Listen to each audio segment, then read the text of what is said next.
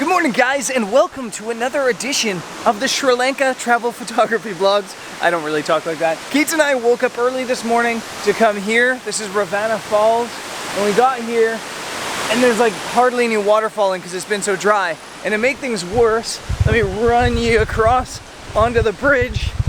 We've been driving down this epic valley, incredible valley in the tuk-tuk, and look at the sky. There's like beautiful, wispy, colorful clouds down the valley. Sometimes you just don't win. So anyways, we're at Ravana Falls. As I said, there's no water or very little water, but we're still gonna hike up and see if we can make a photo.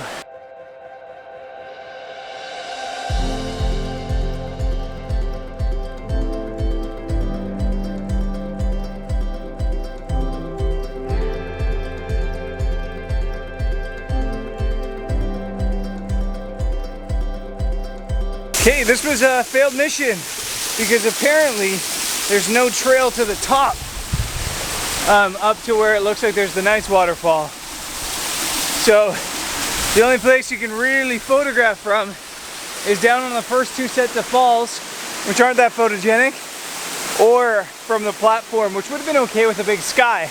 But yeah, just no water, no way to get up, so a little bit of a fail.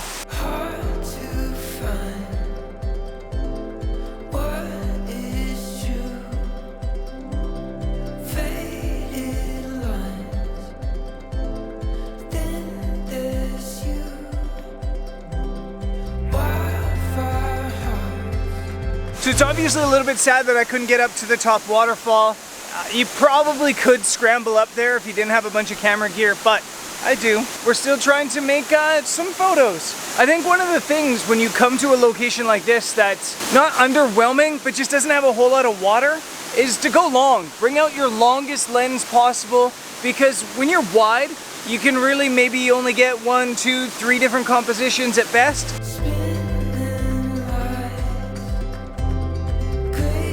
As soon as you pull out a telephoto lens, it gives you so much more variety. It allows you to just like totally expand on your creativity. You can focus in on the details, you can search for patterns in the water, you can play with different shutter speeds to get, silkier, smoother water or sharper water. There's a lot more you can do. Yeah, basically I think the long lens kind of unleashes your creativity. And so yeah, I have the long lens on. That being said, I don't know that I've made a photo I like, but I'm trying.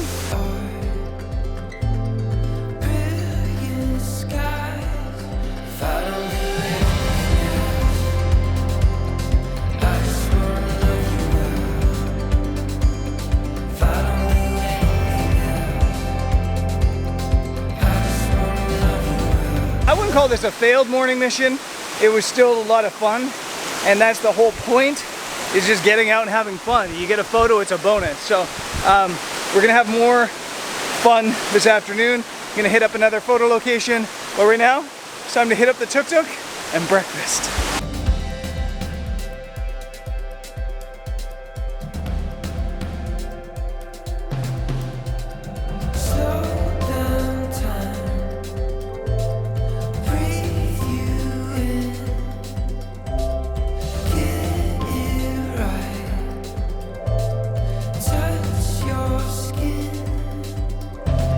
We've been working all day, and now heading out for sunset to another kind of classic, iconic spot here in Sri Lanka. We're going to a place called Adam's Peak. It's maybe a 10-minute tuk-tuk ride away, maybe less, and then I'm told about a 20-minute hike up, so it should be fun.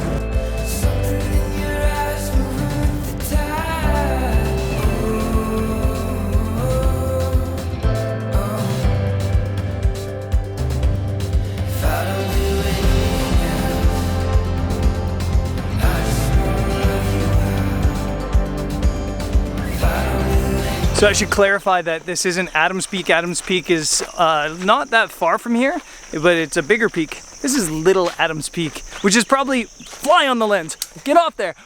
Little Adam's Peak is littler, smaller, and yeah, hopefully it's still nice. I find that with photography, so often when you go up to an epic viewpoint, it's not the best spot because you usually want to be photographing whatever you're standing on top of. So I think this might be better in a lot of ways. There's some huge hills, some nice mountains around here. There's some clouds in the sky. So yeah, hopefully this works out.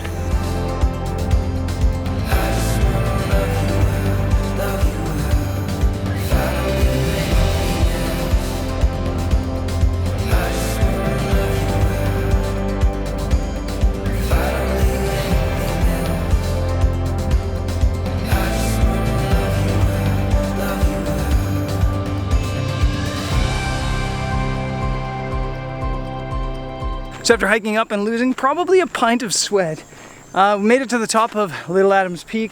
The views are epic, like phenomenally, yeah, it's a word now.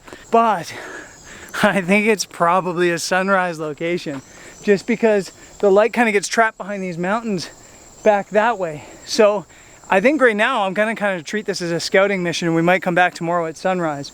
But I'm not gonna discount the fact that maybe there's still a shot tonight. So gonna wander around and at the very least I'll pull out the long lens and maybe try to capture some of the details of the road down there or pick out a tree or just pick out some details in general. So gonna wander around and see what we can come up with.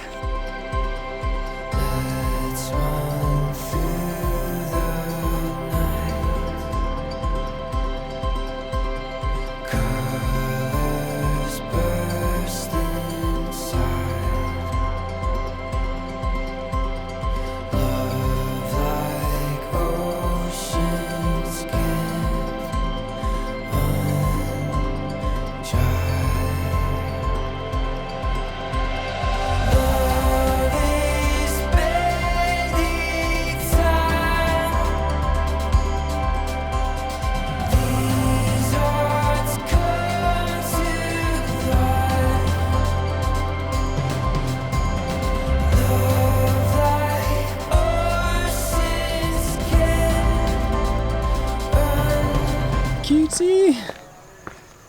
What up?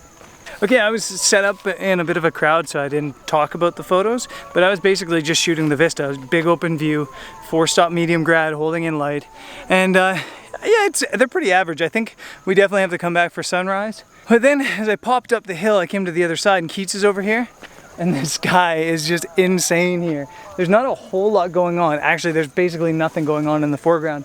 But that sky is so unreal that you almost don't need anything else. So I'm gonna hand hold an image of this.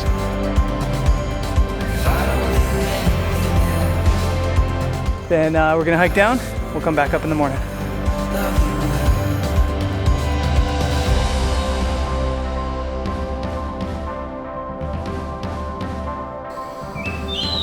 Keats, what's happening? Looks like we're locked in. It's 5 o'clock in the morning and yeah, security.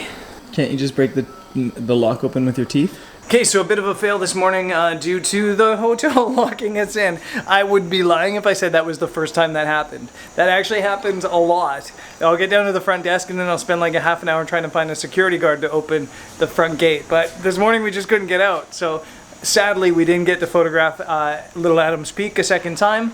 But I do think I did get a photo yesterday night at sunset. So I'm glad I took photos because I guess you just never know when you're going to get locked into a hotel. And that's it for today's episode. Obviously a little bit short, but that's how it goes sometimes. And I think I still have one episode left from here in Sri Lanka, wildlife photography in Udawale National Park. It should be fun. See you there. Peace.